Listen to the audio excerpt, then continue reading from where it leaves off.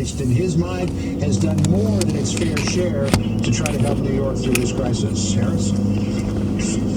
All right, John Roberts, I would say this because I was watching during Outnumbered the president's Twitter, and he said the states have to step up their all caps testing exclamation point. That was as Governor Cuomo was finishing up what he was saying last hour. Good to see you. Thank you very much. You've set it up for Chris Steyerwalt and myself. Fox News politics editor Chris joins me now. Chris, there's always politics involved, and I'm looking for what they could be now because we are all on the same page. We know the economy is hurting. I don't think you have to vote one certain way to know that. We know that the testing isn't there. You don't have to vote one certain way of knowing that. And the two have to go together. Well, that's true. But the other thing that's true is this is a big country, and we have a lot of different kinds of situations in a country of 325 million people. And the frustrations that you alluded to at the beginning, when you're talking about the people in Michigan, people elsewhere, what life is like if you live in Kansas or West Virginia, where I'm from, is very different for what the experience for people who live in someplace like Florida or New York or California, where they're dealing with a much more intense threat. So part of what the president's trying to do here, part of what the administration's trying to do here, it's of course obviously you're going to shift the blame down, but you're also going to say this is a federated republic, and you have 50 states with 50 different situations, and there's not going to be a timeline or a solution that fits everybody. Do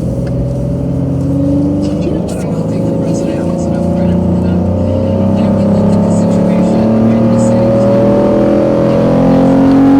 and then he looked at it again and he extended that to see time happening with deaths and new confirmed cases. But what the president pointed out, and maybe it hasn't been said in recent days, but I mean, we all know that this is true.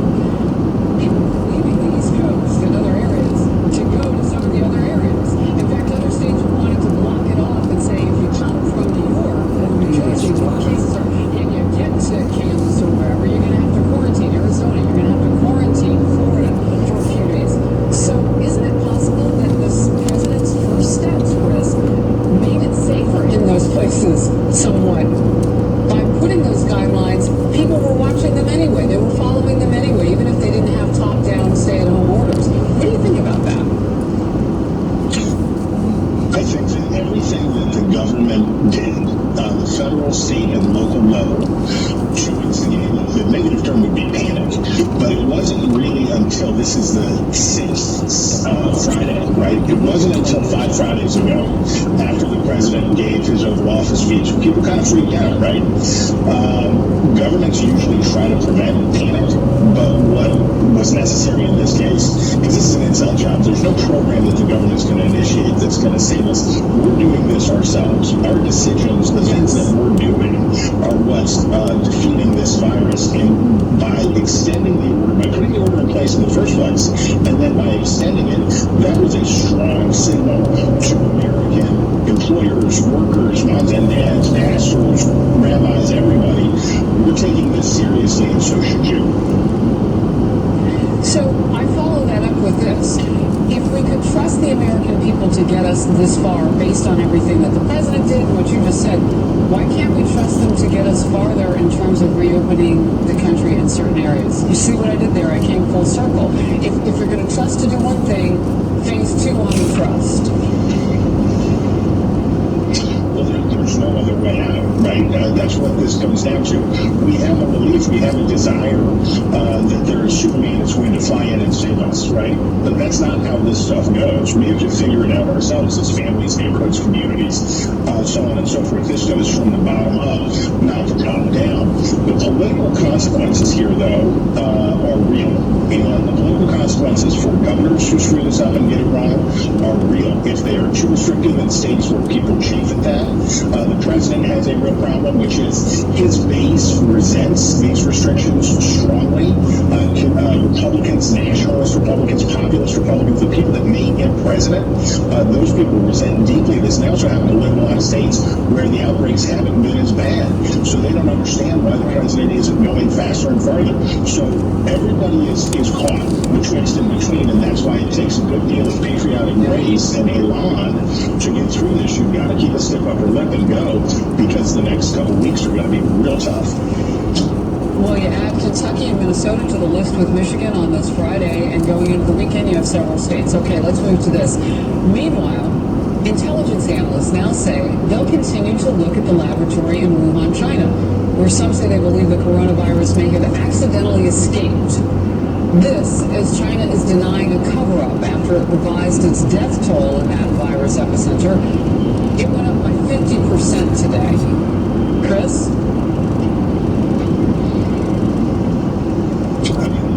China, a year ago, China was excited about expanding its role in the world. A year ago, China was excited about supplanting the United States. We're going to knock off the U.S. Reserve. The dollar is the world currency. It's going to do all of this stuff. Guess where China's going to be when this is all done? Back closer to where it once was, a pariah state. Look, their protocols at their research lab may or may not have been sufficient. If they weren't sufficient, mistakes happen. The cover-up, right, the effort not to share with the world the severity of what was going on in China, that was the huge, and in a lot of ways, for a lot of these countries, they're going to find an unforgivable error. When we look at what's been wrong with the WHO, when we look at what's been wrong with China, these things predate the crisis, certainly predate the crisis, but the crisis will give new salience to those in the United States and both parties who say we need to view China maybe not as an outright enemy, but as a country that we have to deal with real trepidation. You know, the first clue was the word communist goes in front of their name. But I see what you're saying, and it's a bipartisan issue. For Starwall, just speaking plain on a Friday, the Steyr is on fire as well. Thank you very much. Good to see you, my friend. Happy Friday.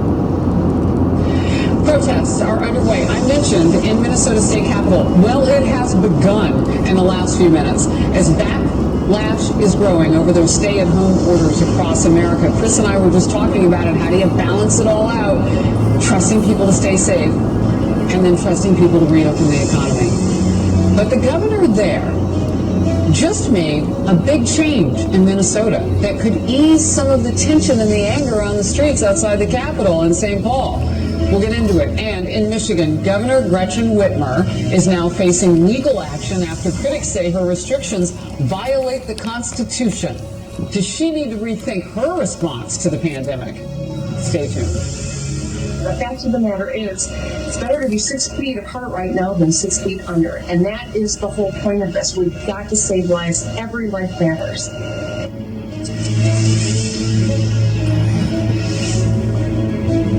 Does your golf game lack consistency, power, compression?